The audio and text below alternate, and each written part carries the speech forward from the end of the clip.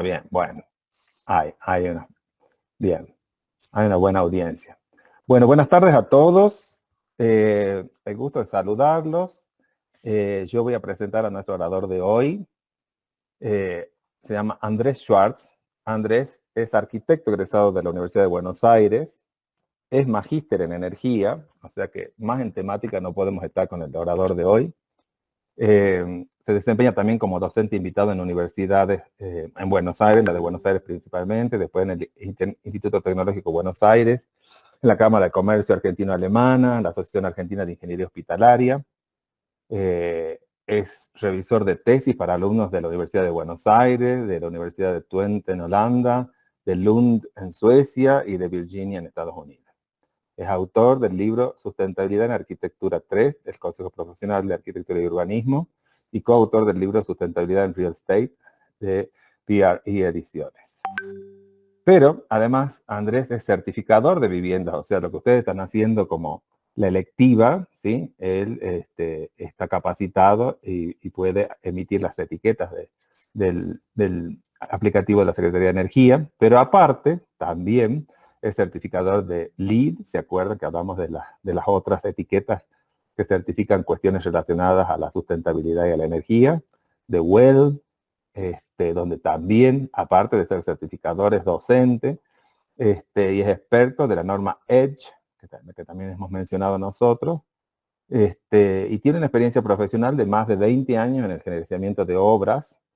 Hace 15 que trabaja como especialista en desarrollo sustentable en edificios nuevos y existentes. Ha participado en la certificación de muchos edificios, en la certificación de edificios con la etiqueta de EDGE en más de 20 proyectos, en la de LEED en más de 48 proyectos que se distribuyen dentro de Sudamérica en distintos países como Brasil, México, Paraguay, Uruguay, Argentina. Participa también en los comités de IRAM, es decir, los que hacen las normas IRAM, en la parte de construcción sostenible y eficiencia energética en edificios, con lo cual ha participado en la elaboración de varias normas. O sea, estamos con alguien que es el Ojo con mero, lo que vas a decir, ¿eh? el mero mero, como dirían los otros. O sea, alguien muy importante en este tema. Tenemos la suerte de que nos haya dado una audiencia, como les digo, es más fácil conseguirlo con el Papa que con Andrés Schwab. Y tengo el gusto y el placer de que nos acompañe en esta tarde. Andrés, te dejo con ella. Muchas gracias, Raúl. Dicen que los japoneses, cuando hay estas introducciones, uno tiene que mirar para abajo para que el que te introduce pueda mentir tranquilo. Así que otra cosa que dicen es que no hay mejor forma de avergonzar a alguien que decirlo en público, ¿no? En todas estas cosas. Pero sí, bueno, sí es verdad que ya hay un camino transitado y lo que yo vengo a compartir es experiencia sobre un tema muy interesante. La verdad que no me he dado cuenta, juntando las imágenes de la presentación, no me he dado cuenta cuánto camino se había transcurrido en el tema industrial. Sobre todo porque el tema industrial no parece ser muy sustentable a priori, ¿sí? De eso vamos a charlar un poquito. La presentación está pensada para dar un poco de contenido y un poco escucharlos a ustedes, pero si hay preguntas las vamos a tomar al final. En general yo soy yo el que les voy a preguntar algunas cosas y, y vamos a ir interactuando. ¿Por qué nos reunimos hoy? ¿Cuál es el objetivo? Primero, tratar de identificar cuáles son los impactos de los edificios industriales. Salir de una sensación de que hacen mal al medio ambiente para tratar de ponerle un nombre a esos impactos. El segundo objetivo es ver qué podemos hacer con esos impactos, cómo los podemos reducir, cómo podemos mejorar.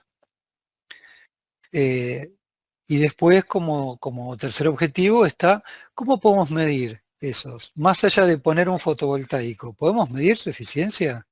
Más allá de poner un colector térmico, ¿qué porcentaje le comunicó al propietario que los encargó? Pero antes de sumergirnos en esto, yo tengo una pregunta para el amable público. Si puede, por favor, en el chat escribir Yo digo sustentable y ustedes me responden con una palabra. ¿Cuál sería esa palabra? En el chat, a ver.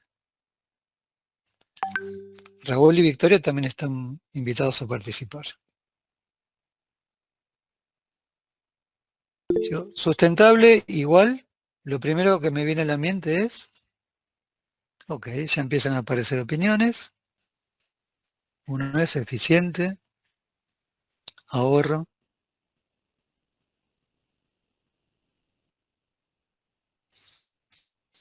La gente es tímida. Vamos, vamos, hay 20 personas y por ahora venimos con 3. No se preocupen que acá no hay ni bien ni mal, simplemente estamos haciendo un muestreo de qué es la percepción de sustentabilidad.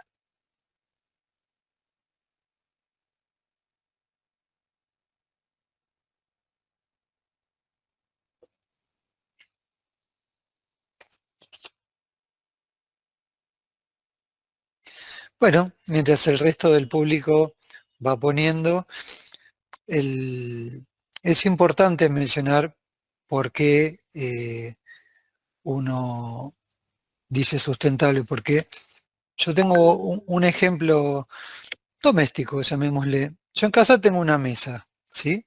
¿Qué forma tiene la mesa de casa? A ver en el chat. Forma geométrica de la mesa de mi casa. Vamos, Milagro, tú puedes.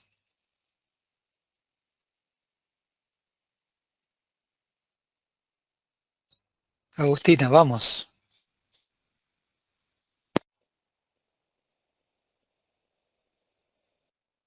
Bueno, pareciera que todos están por... Nicolás duda, rectangular, redonda, no lo sabe.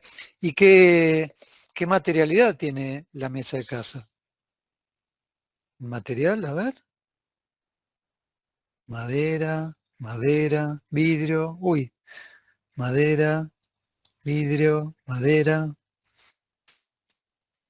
¿Y patas? ¿Cuántas patas tiene la mesa de casa? Vamos, vamos. 4 patas, 4, 4, 4, 4, 4, 4. Bueno, yo voy a develar la incógnita, ¿no? Y después, ¿qué tendrá que ver la mesa de casa con la sustentabilidad y con los edificios industriales? Bueno, la mesa de mi casa es redonda, es de madera, tiene una pata central que abajo se abren 4, así que los que dijeron 4 acertaron. Los que dijeron madera también. Alguien por ahí dijo ovalada, se acercó. Y Nicolás creo también, Milagro dijo ovalada. Y Nicolás que se preguntaba uno al otro también. ¿Por qué digo esto? Uno dice mesa, y todos dicen sí, mesa, mesa. Todos estamos muy contentos mirándonos diciendo mesa, dijo mesa, compro una mesa. Pero fíjense que ante una misma palabra, todos tienen como ideas un poco distintas sobre la misma palabra, sobre el mismo concepto. Lo mismo pasa cuando uno habla de sustentabilidad. No hay una sola forma, o por lo menos yo en estos años, no encontré una sola forma de definir qué es sustentabilidad. Es uno el que tiene que decir, mi mirada sobre este tema es tal. Y uno normalmente asocia esa mirada con alguna forma de medir, porque si no, es como que nos quedamos en lo conceptual. Hay mucha gente que dice, ¿podemos poner fotovoltaicos? Y yo le digo, sí, podemos. Ahora, tal vez tengas menos del 1% de aporte de energía, dependiendo de tu consumo energético.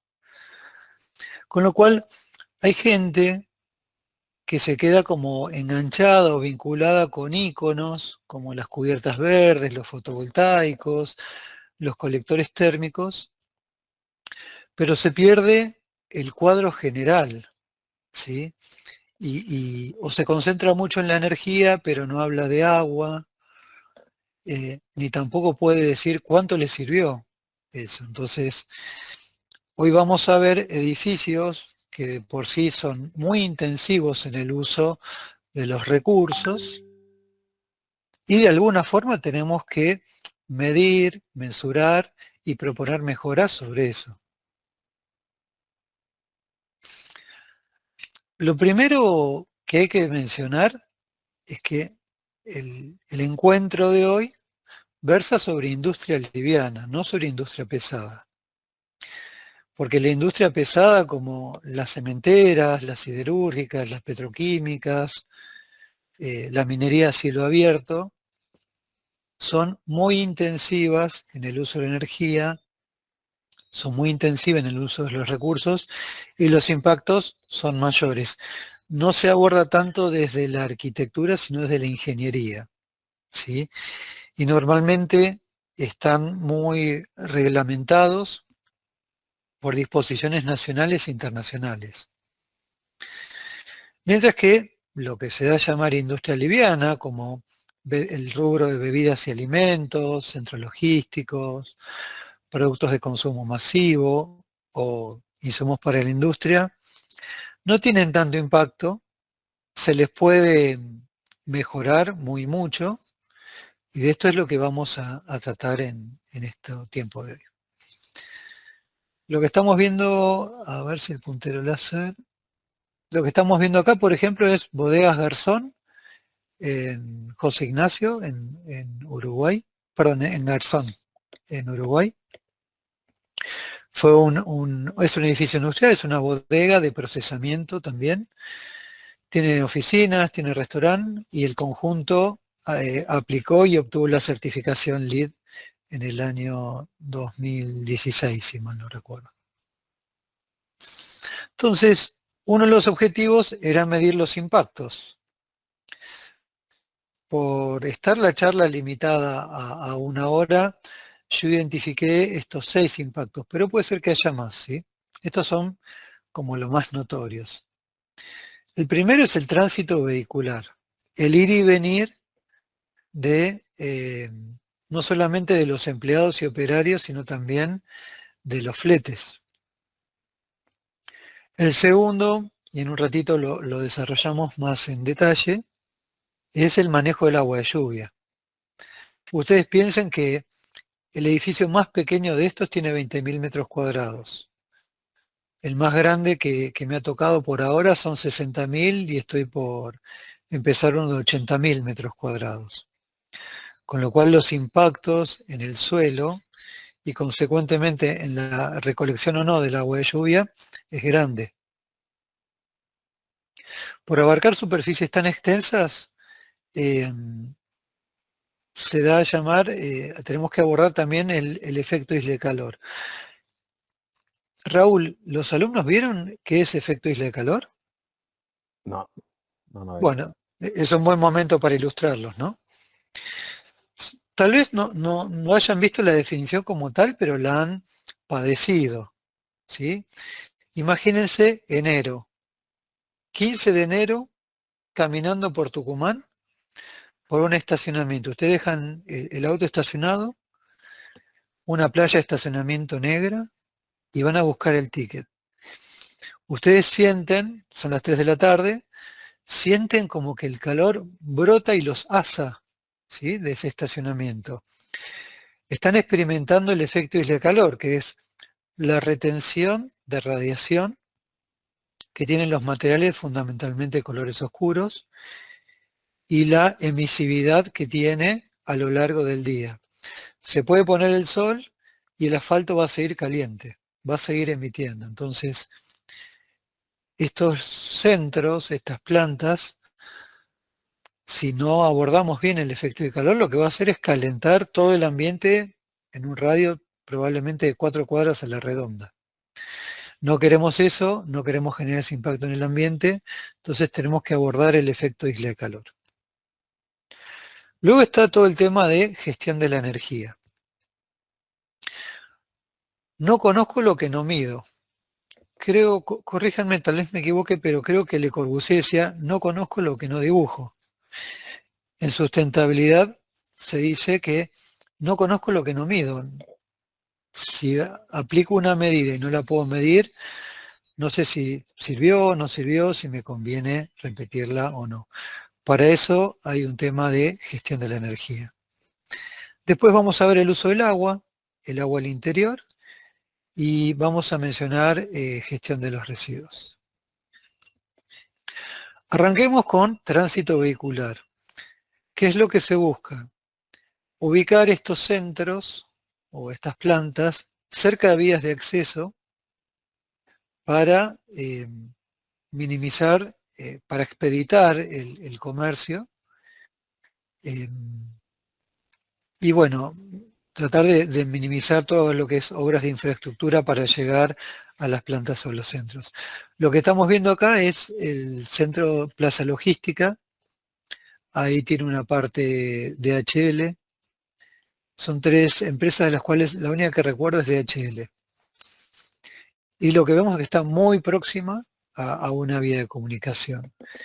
En algunos sistemas de certificación, por ejemplo LEED, este texto que vemos acá, me va a poner una medida diciendo tenés que estar eh, a como máximo 16 kilómetros de distancia de un núcleo logístico, que llámese aeropuerto, puerto o transporte intermodal. O 1,5 kilómetros, un poquito más, de una autopista, este lo cumple, o bien 1,5 kilómetros de una línea de tren, o bien cerca de un ramal para mercaderías en operación. Entonces, cuando hablamos de sustentabilidad en edificios industriales, no nos tenemos que limitar solamente al edificio, tenemos que mirar un poco los alrededores y ver cómo se va a relacionar el edificio con el entorno. En este caso, mirar mucho el tema del tránsito. Acá ya algo me anticipé a hablar del manejo de agua de lluvia. Este es un centro logístico en Esteban Echeverría, en la provincia de Buenos Aires. Esta es una nave de 60.000 metros cuadrados. ¿Qué tiene? Que antes llovía y la lluvia percolaba, es decir, se infiltraba y recargaba las napas. Cuando empiezan a aparecer estos edificios, lo que se hace es de alguna forma impermeabilizar, tapizar esta superficie absorbente y de repente podemos tener varios miles de metros cúbicos eh, pugnando por salir, por evacuar, y lo que puede hacer es inundar los terrenos aledaños. No queremos eso y además queremos de alguna forma mantener el balance hidrológico del sitio. Entonces, este proyecto lo que tiene es una calle central con un gran canal de recolección que en un momento se deriva a cielo abierto para permitir la infiltración en el terreno. Es decir, el canal central, ¿qué va a hacer? Va a recolectar el agua de lluvia que cae de estos techos. Lo va a juntar acá y después va a comenzar un proceso de recorridos por estas zanjas hasta culminar en una laguna de retención y de percolación, ¿sí? O sea, todos esos miles de metros cúbicos que yo dije van pegando un poco la vuelta, se van de alguna forma infiltrando por estas zanjas y lo que no se logró infiltrar termina acá, ¿sí? Bien, ¿qué otros impactos? El efecto isla de calor. Si ustedes se fijan, las cubiertas son muy blancas, los pavimentos también son bastante blancos, y de esa forma lo que se logra es no, este, no incrementar la temperatura superficial exterior del entorno, ¿sí? Esto, los dos, uno está en Capital, Ciudad está en Capital, y este está en La Matanza. Bueno, me cambio de país, pero permanezco en el concepto isla de calor. Acá Bodegas Garzón, que ya la mencioné, quería de alguna forma fundirse con el paisaje. Entonces, como tenía techo plano por los procesos industriales, acá abajo están tanques de acumulación y fermentación, lo que se propuso es una cubierta verde.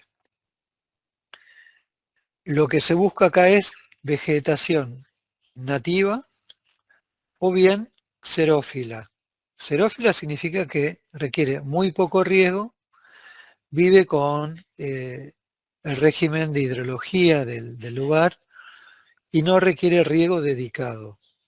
¿Sí? Cuando hablo de riego dedicado, estoy pensando en una instalación de riego fija por más de 2 años, porque cualquier especie, cuando uno la planta, en un periodo mínimo de 2 años, la tiene que regar, que es el periodo mínimo que toma una planta en aclimatarse y, y bueno, desarrollarse.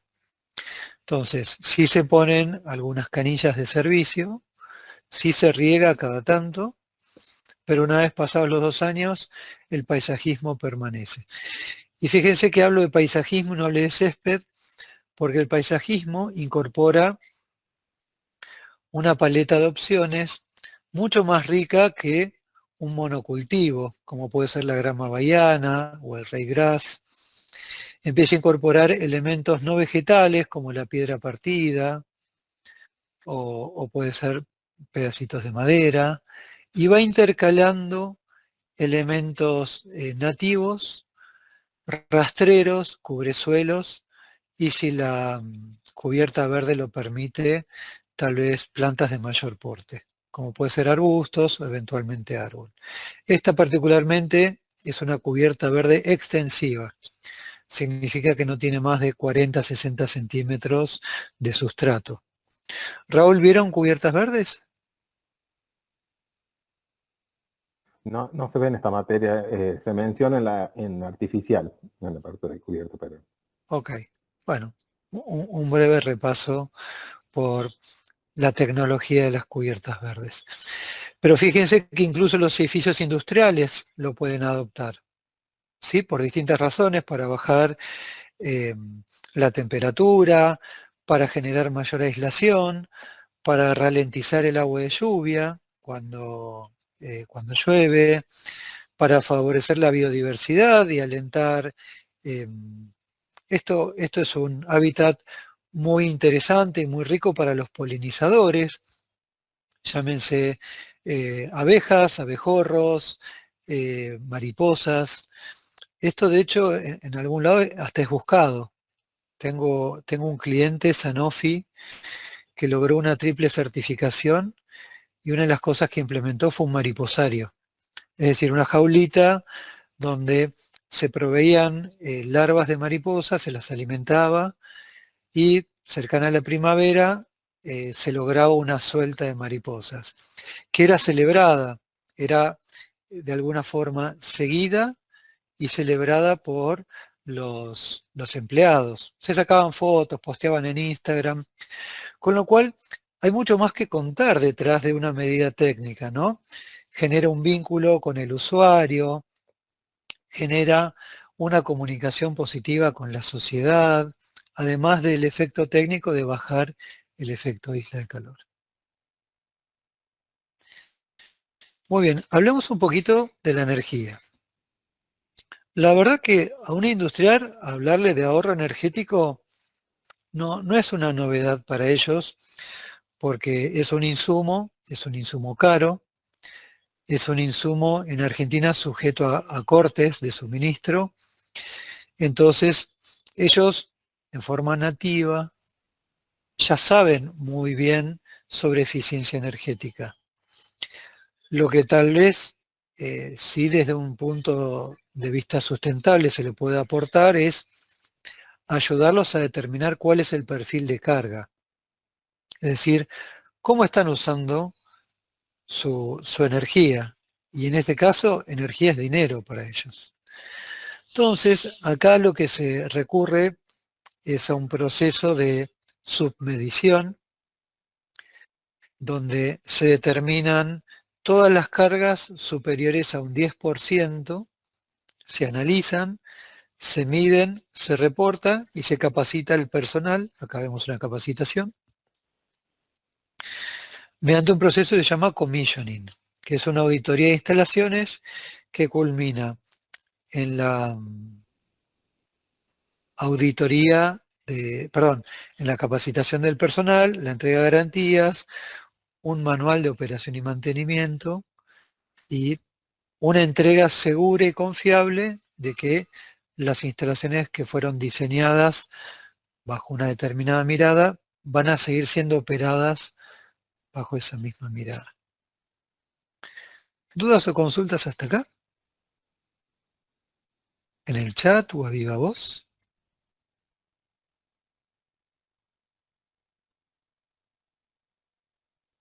Con respecto a cuando hablaban de la isla de calor en uno de los ejemplos, hablaba sobre el tema del pavimento que era más clarito. Sí. ¿Eso se logra a partir de un uso de un material en particular o cómo se hace? Lo solicitas cuando formulás el pedido del hormigón. Típicamente estos pavimentos son entre H30 y H60, más que nada por el tránsito vehicular, y tenés que pedir que la capa superficial sea reflectiva. Para eso vos tenés que especificar lo que se llama el SRI, el índice de reflectancia solar. Es un índice que mide dos variables, reflectividad y emitancia o emisividad. La reflectividad es la capacidad que tiene un material de reflejar la luz y la emitancia es la capacidad que tiene de seguir transmitiendo energía radiante luego de que incidió sobre él, sobre el pavimento, la energía solar. Se Bien. especificas un H30, H45, H60 con un SRI típicamente 70 o 90. Bien.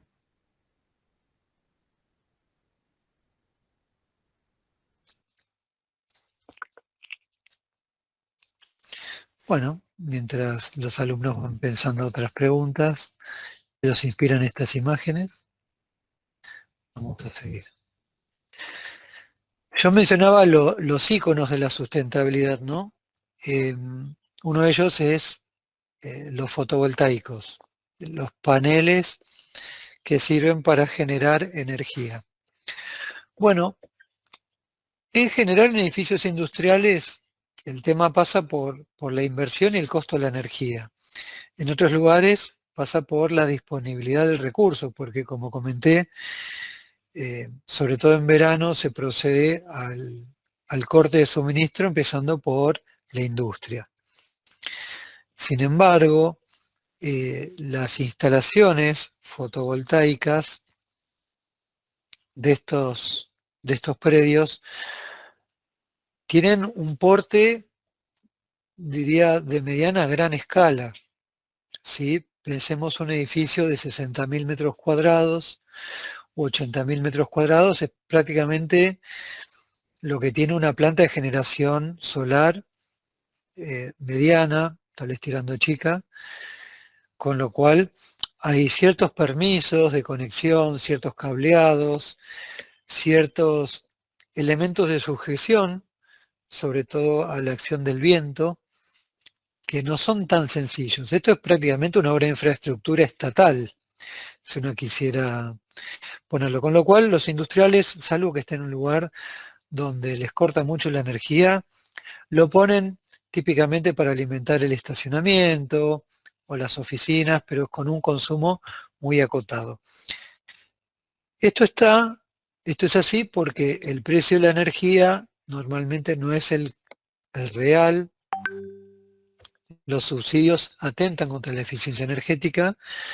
Por otro lado, la eficiencia de los paneles tiende a ser baja, tiende a estar en el orden entre el 18 y el 20%, es decir, del 100% de la energía solar que reciben, solamente puede aprovechar un 18%, ¿sí? Hay un 82% que no la aprovecha, se refleja o se transforma en calor. Estas instalaciones están sujetas a cuidados de seguridad eléctrica. La noticia tipo crónica de la semana pasada es que Amazon mandó a desconectar 43 centros solares en Estados Unidos por un tema de riesgo de incendio. De alguna forma hubo una falla en el diseño eléctrico que podía provocar un incendio. Entonces, no es solamente colocar el panel y festejar porque tenemos energía del sol. detrás del panel viene una serie de cuidados que implican una obra en sí misma, sobre todo en el rubro industrial. En el ámbito industrial no hay problema en general de sombras circundantes, en urbano residencial sí lo hay, con lo cual disminuye mucho más el tema del aprovechamiento. Acá en este caso es una planta que participé en Unilever, en Paraguay, y sirvió, como mencionaba, para iluminar el estacionamiento, y se le puso unos fotovoltaicos a las luminarias también para aprovechar junto con una pequeña batería.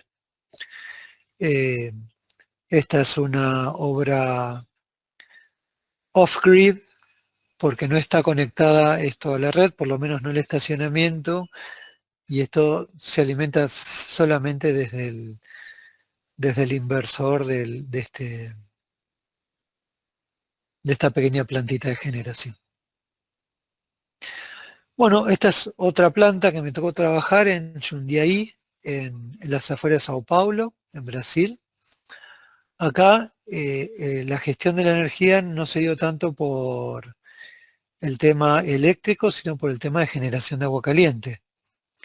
Lo que vemos acá son unos colectores térmicos de placa plana para las duchas de los vestuarios de esta planta.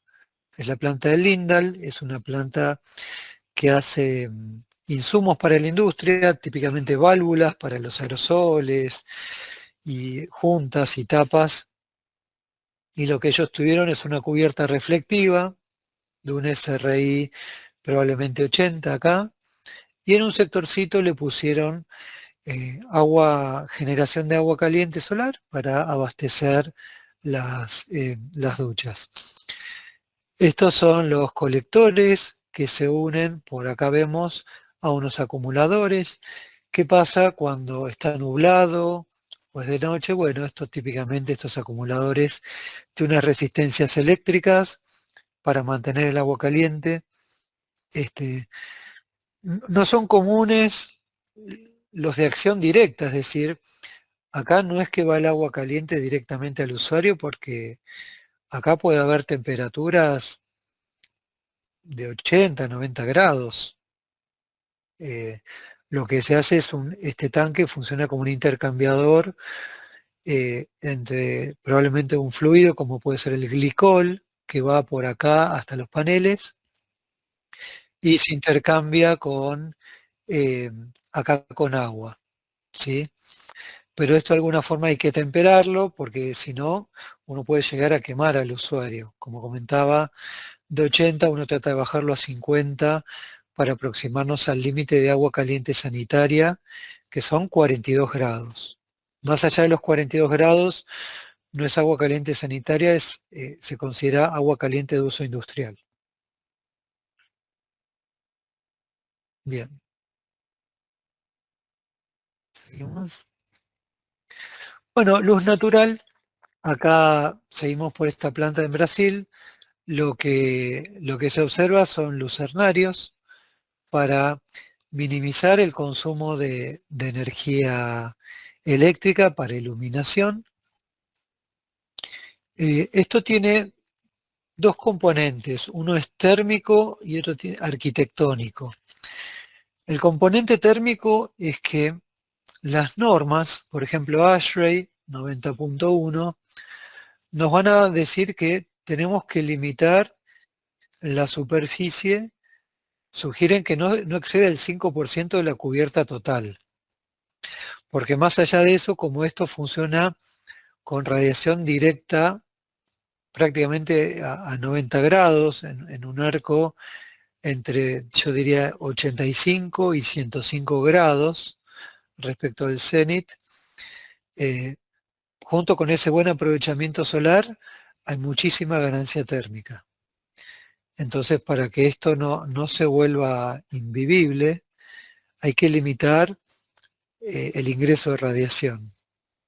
El segundo componente es el arquitectónico, porque con el diseño de los lucernarios, de alguna forma hay que dialogar con el usuario para ver cuál es la altura de los racks y cómo es el layout de los racks. Los racks son estos, donde se acopia mercadería, y el layout es la distribución, porque si estas naves empiezan a tapizar de racks, se malogra este efecto, ¿sí? Entonces, acá es donde yo estoy, junto con la cubierta verde, introduciéndolos a la complejidad de las medidas de eficiencia energética y de sustentabilidad. Porque no es solamente un imaginario donde voy capturando de internet imágenes y las reproduzco en mi proyecto.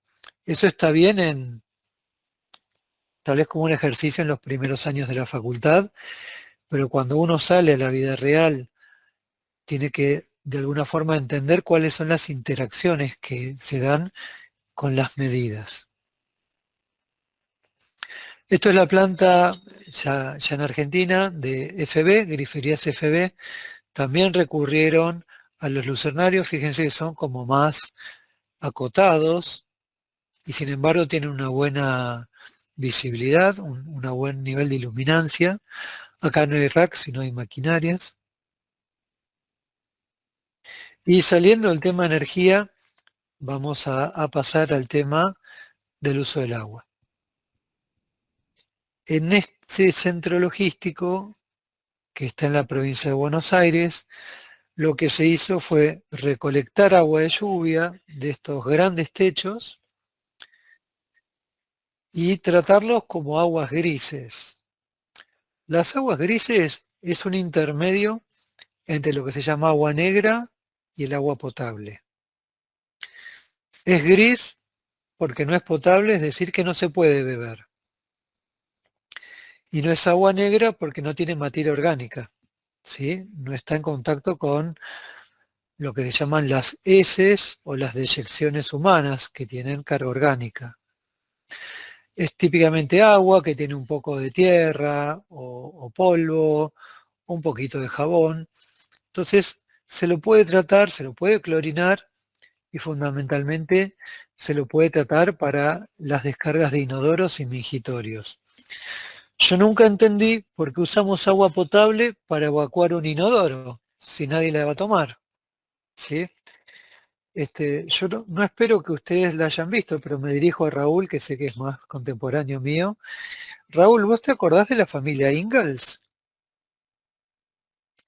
Sí, sí, por supuesto. Bueno, ¿y quién era Charles Ingalls? ¿Quién era Charles Ingalls? Michael Landon. Sí, Muy bien, ese era el actor, Michael Landon, pero sí. ¿el personaje qué era? Ah, era un granjero, era sí, un padre de Muy familia. bien, el padre de la familia. ¿Cómo se llama? retrotv.org van a encontrar muy Sí, lindos capítulos. sí. Una imagen que yo me quedó grabada de chica de la familia Ingalls es que este granjero, que tenía tiradores, salía de su casa a la mañana, iba a un barrilcito donde recogía agua de lluvia y se lavaba la cara en ese barrilcito. Digo, ¿por qué si lo hicieron eso en 1700, 1800, lo hemos dejado de usar? Acá han recolectado agua de lluvia y lo que se llama agua gris es este recorrido verde, verde magentas, verde, verde, no sé, verde cian, muchas gracias. Entonces va alimentando los inodoros, los mijitorios y reducimos el consumo de agua. Otra cuestión para ahorrar agua es trabajar con la eficiencia de las griferías. Esto se puede prever anticipadamente. Hay una herramienta que Raúl mencionó, eh, que yo uso mucho, que es Edge. Es una app gratuita generada por el Banco Mundial, adaptada a cada país, donde uno dice, las características de mi proyecto son estas, tantos metros cuadrados, es una industria, es una casa, es una oficina. Y en la sección de agua uno dice, voy a usar inodoro de doble descarga. Y te estima un volumen aproximado. Entonces dice, no quiero un inodoro de 6 litros, prefiero un inodoro de 3 y 6. ¿Cuánto me ahorro? Y la herramienta te aproxima a un monto estimado. Entonces uno puede ver cuánto se ahorra en este caso en litros, y si lo asocia, le coloca la tarifa, va a ver cuánto uno se puede ahorrar en el consumo de agua. Esto está muy bien para trabajar desde un escritorio, pero al momento de certificar, lo que se pide es que se mida. Entonces, acá vemos un ejemplo de auditoría donde con un cronómetro, un celular y un vaso medidor, se toma el caudal de la grifería y después se ajusta la estimación inicial. Y no mucho más por ahora. Voy a dejar espacio para preguntas, inquietudes.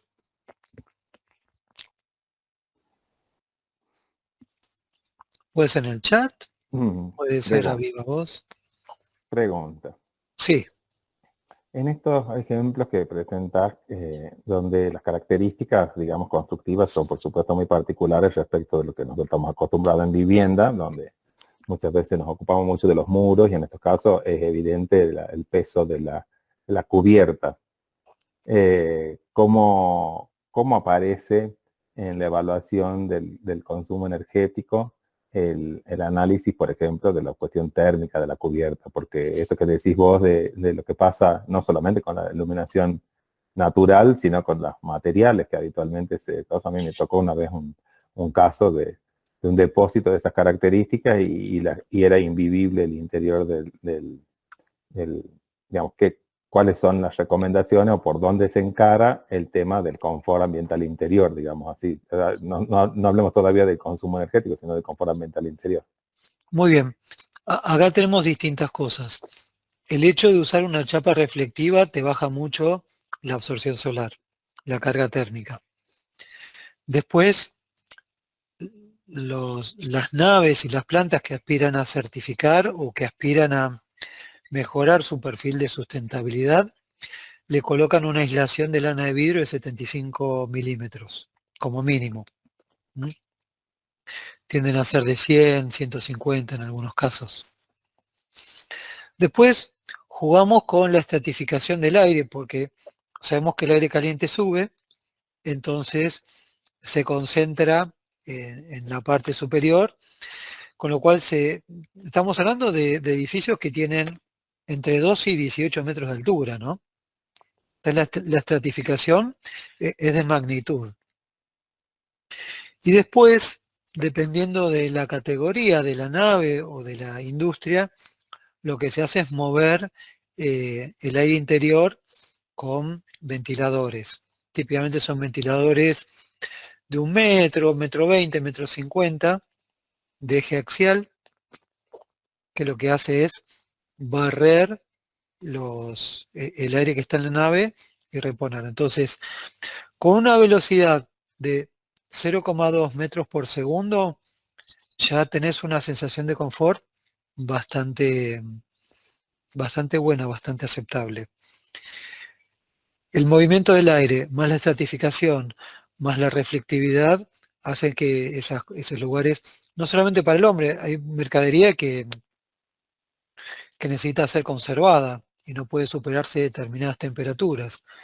Entonces eso también, ese conjunto de reflectividad, aislación y movimiento del aire te dan temperaturas interiores de 24 grados más o menos.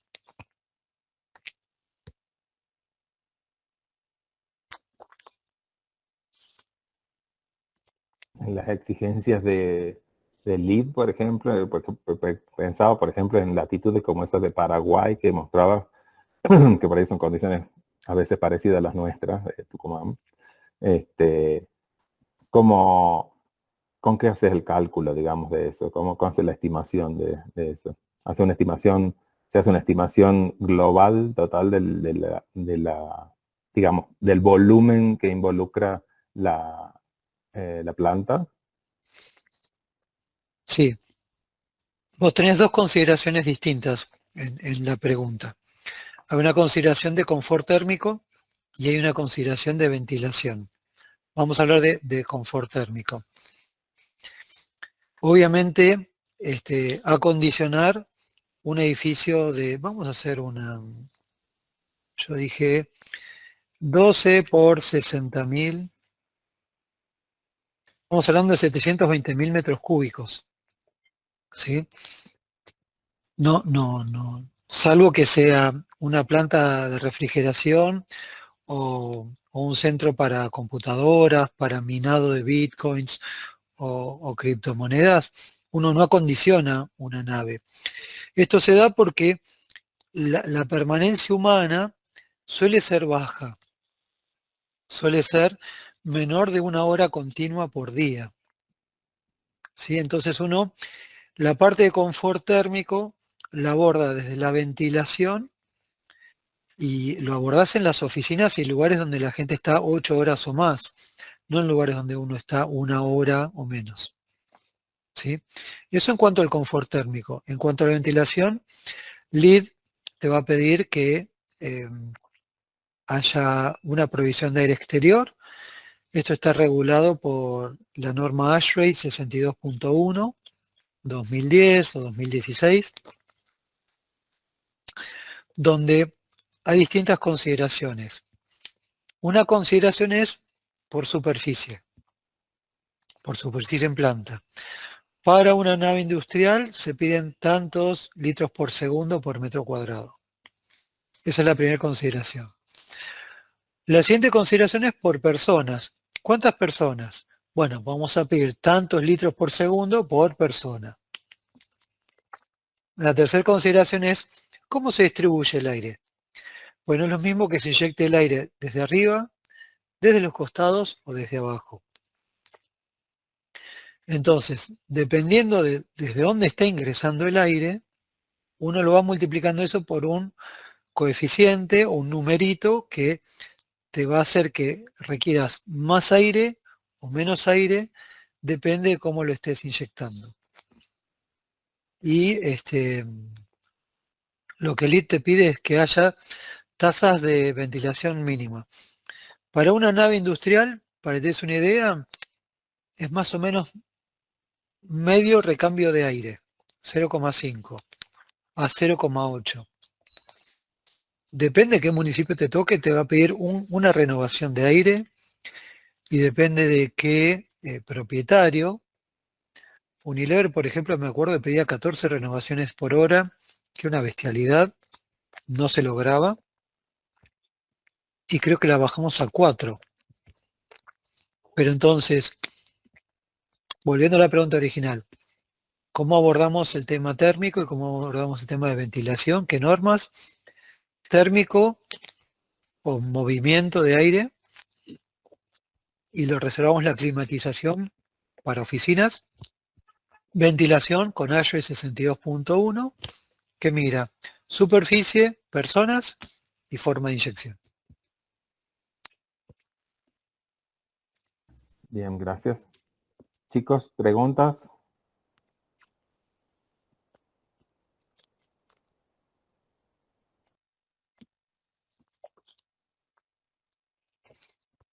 A ver, salgamos un poquito de los edificios industriales. ¿Qué están haciendo? ¿Qué proyecto están haciendo? ¿Están haciendo un trabajo práctico? Ellos están haciendo un trabajo práctico de vivienda. Por eso nosotros te pedíamos a vos la visión de otro tipo de edificios que no estamos viendo nosotros, que son, digamos, atípicos respecto de lo que están. Ellos están, cada uno tiene, cada grupo de 2 personas tiene una vivienda, en lo posible real que han propuesto, y sobre eso hacen un primer análisis, proponen modificaciones y ver qué pueden mejorar de la arquitectura primero y luego la incorporación de la parte, digamos, más activa. Perfecto. Vamos a hacer un ejercicio de traducción. Estoy suponiendo que todas las personitas que están ahí en el cuadriculado están presentes, ¿no? Si yo por ejemplo, le preguntara a Cumelén, hola Cumelén, ¿cómo estás? Hola, ¿Todo bien? sí, Cumelén, ¿me podrías contar? ¿Sí?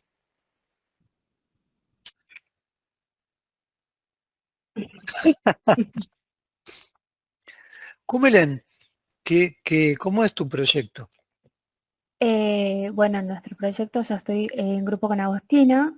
Básicamente es una vivienda unifamiliar de 2 habitaciones y un living, cocina, comedor integrado. Ujú, Nosotros elegimos un proyecto que no está construido, sino que es del Procrear. ujú. Y bueno, eso. Perfecto. Y si yo hiciera como un zip de la presentación de hoy y dijera, che, quiero usar esto en tu proyecto, ¿qué medidas adaptadas obviamente se te ocurren para tu proyecto? La verdad que lo que más me interesó fue el tema de la cubierta verde que no, o sea, a ver, cuando nosotros elegimos el Procrear este ejemplo en particular, con Agos, nuestra idea era que como no era una casa construida, proponer de alguna manera cierta solución que efectivamente se pudiera usar teniendo en cuenta que es una vivienda de carácter social, entonces no podíamos capaz poner un material que si bien sea eficiente, sea en términos económicos muy caro. Ujú, Entonces, me interesó lo de la cubierta verde como para analizar si en relación o sea, si los beneficios que me da en relación a lo económico, en lo que tengo que gastar en proponer eso, es rentable o no. ¿Qué más?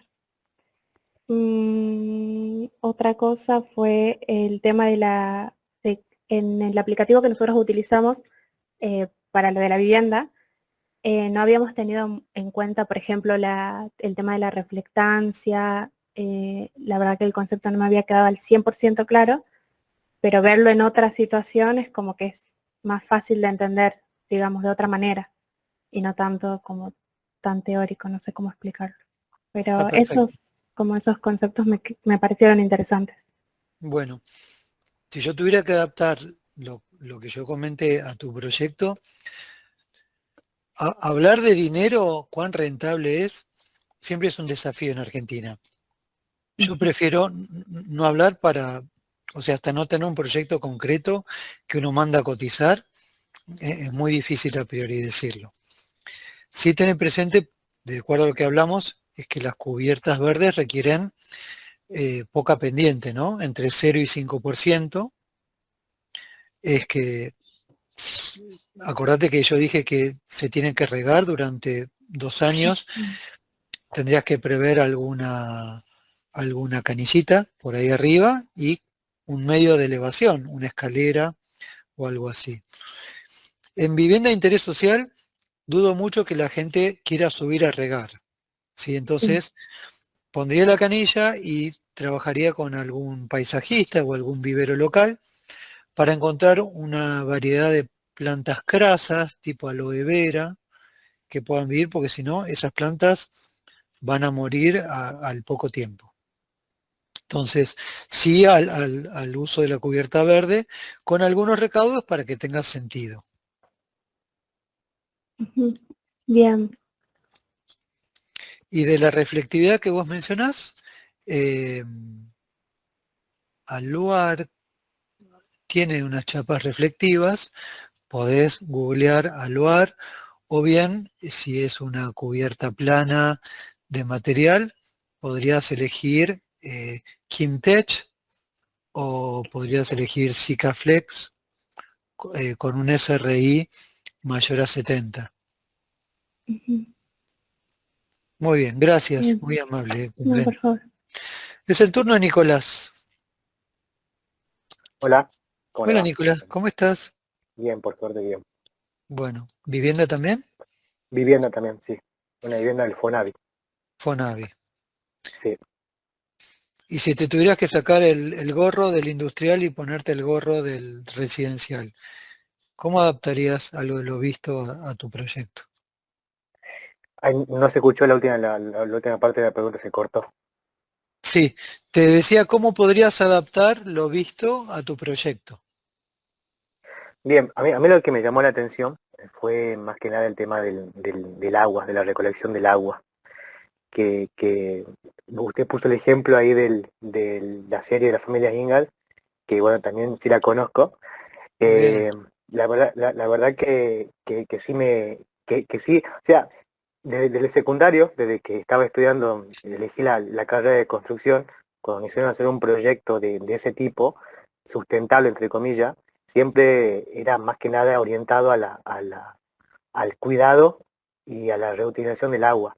Entonces ver este tipo de ejemplos o de sistemas que existen en el mundo, yo intentaría ponerlo, digamos, en este tipo de viviendas, porque quizás puede ser de un costo muy elevado inicial, pero a la larga eh, hace una diferencia económica, digamos. Quizás puede ser para el usuario o también para el Estado, que también que ahora últimamente están sacando el tema de esto de los subsidios, del agua, de la luz, del gas, entonces como que intentaría como adaptarlo, obviamente generar un discurso bien para que el usuario entienda la importancia que tiene y que después a la larga le va a generar un beneficio a ambos lados, al Estado y también al usuario. Ujú. Creo que Raúl tenía algo para comentar. Sí, un aporte en el sentido de lo que estaba comentando Nicolás es que también para eso es importante siempre tener el dato climático local. Para el caso de los que estén trabajando con San Miguel de Tucumán, tenemos un clima subtropical con estación seca, lo cual implica que a partir de esta época aproximadamente llueve hasta Pascua, para decirlo sintéticamente, digamos, y llueven 1000 milímetros. Así tenemos un periodo de lluvia concentrado en el año. Eso es una cosa que habría que tenerla en cuenta al pensar, al diseñar esto, porque nosotros podríamos acumular agua, porque después son meses muy secos realmente, prácticamente te diría que, no digo nula, pero es muy poca la lluvia que ocurre entre mayo y fines de octubre, y el riego entonces se vuelve, de nuevo, como vos dirías, si vos lo pensás para el inodoro, que te digo del jardín o de lo que vos tengas que regar, digamos, es recurrir a agua tratada para regar el jardín. Así que, y además, en muchos casos, ¿no? En muchos barrios, bueno, es un problema en el verano, justamente porque como llueve muchos milímetros en poco tiempo, ¿no es cierto? Tenemos ese problema. Realmente, si nosotros tuviéramos una forma de pensar de retenciones que se pudieran hacer tanto en cubiertas verdes como en depósitos, ¿no? Sería un beneficio importante para la gente, porque cada vez, efectivamente, como menciona Nicolás, el costo del agua acá cada vez más alto, y nosotros desperdiciamos, entre comillas, el agua para regar el jardín durante el invierno, para un montón de otras cosas, bueno, y por supuesto lo de las instalaciones. Así que es para pensarlo. Estamos muy poco acostumbrados a incluir en el diseño eso, pero creo que de ahora en más, va a ser cada vez más importante tener en cuenta esa perspectiva. Sí, cuando uno propone una medida, toda medida tiene un límite, ¿sí? Uno dice, acumulo agua de lluvia, pero uno tiene que dimensionar ese tanque y el agua no puede permanecer indefinidamente sin usar. Si en Tucumán hay mucha acumulación hasta Pascua, no puede permanecer hasta diciembre esa agua, necesariamente se tiene que mover. Entonces, ese recurso va a estar muy bien utilizado en los meses de lluvia. En los meses de no lluvia, la acumulación a lo sumo no lo puede extender algunas semanas más, pero después ya va a tener que suplementar con otras formas, otras fuentes de agua. Respecto a la forma de acumular, bueno, pueden ser tanques superficiales, como los que yo mostré. Pueden ser tanques enterrados, hay soluciones comerciales para tanques enterrados. Y en residencial lo que se puede hacer es generarlos, ¿no? Pequeñas cámaras, sabiendo que esa agua, bueno, tiene que ponerse una bombita de extracción eh, y se tiene que usar en el término, digamos, de los 3 días de que fue acumulada, porque si no, en el agua contienen muchos microorganismos y se empiezan a generar algas. entonces necesariamente hay que usar el agua para riego, para lavado, eventualmente para alguna descarga de algún inodoro. Los sanitaristas suelen presentar objeciones diciendo, y necesita doble cañería. Sí, es verdad, pero bueno, habría que costear, ¿no? Esa doble cañería. Sí, es verdad que está el tema del depósito y de la bomba, pero bueno, si es un tanque superficial, una solución muy de mínima es volver a la familia Ingalls con alguna grifería abajo y una manguera, pero estamos hablando de una cosa muy básica. Raúl, ¿sabes qué? Yo ya son las 6:05 y debería estar migrando hacia otra reunión. ¿Alguna palabra final? ¿Alguna pregunta más antes de dar por cerrado esto? Chicos, preguntas, comentarios, aprovechenlo. Les dije que ya se va. Tiene el avión privado en la puerta y ya nos deja. Entonces, No es tan así. bueno, si no hay más preguntas, lo dejamos ir a Andrés, agradeciéndole a ver si prenden las cámaras, muestran sus rostros sonrientes por lo menos, en señal de agradecimiento a Andrés. Si no, pensá que he generado esta charla con unos iconos, así que puede estar unos iconos falsos para escuchar. Claro, claro. No, Bueno. todo bien. Bueno, muchísimas gracias, Andrés. Ahí Por está. favor. María Costa se animó, a ver otro que se anime. Cumelén, Nicolás, Franco, que entró tarde, Agostina. Este es de la compu, si no lo haría. Mil disculpas. Bien. Bueno, muchísimas gracias, Andrés, por tu tiempo, por compartirnos todo esto que vos haces a diario, pero que de lo cual nosotros tenemos pocas posibilidades de acceder desde nuestra experiencia, por lo menos. Ujú. Sí, un gusto siempre poder compartir. Yo llevo un muy lindo recuerdo de Tucumán, la vez que estuve, ¿cuándo estuvimos, Raúl? En el 2017, ¿no? Creo que sí, 2016, 2017 por ahí. Fue glorioso para mí. 400 personas a escuchar lo que uno pueda decir, la verdad que fue muy agradable. Y bueno, con ganas de repetirlo presencialmente cuando se pueda. Así Y, es, vamos a intentar para el año, vamos a intentar la presencialidad. Ya estamos más en ritmo de presencialidad. sí, señor. Bueno, muchísimas gracias. Por favor, que tengan buenas tardes. Hasta luego. Chao, chao. Hasta luego.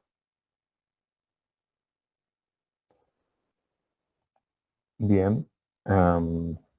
¿Ustedes, chicas, tienen comunicaciones para los chicos?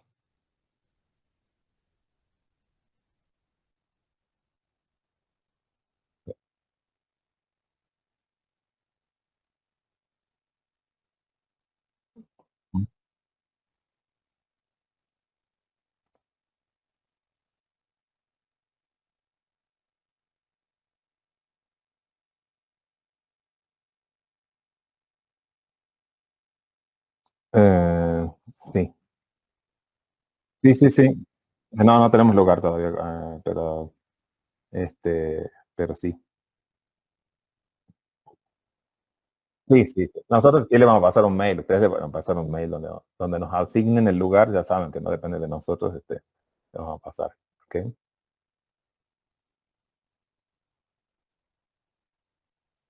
Sí.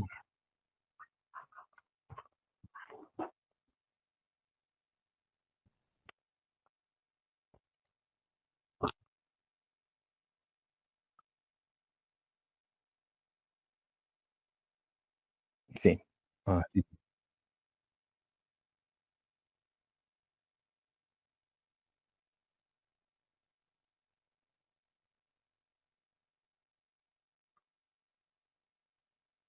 Sí, ahí le vamos a decir algo que ustedes lo escuchan siempre en los talleres seguramente, pero que nosotros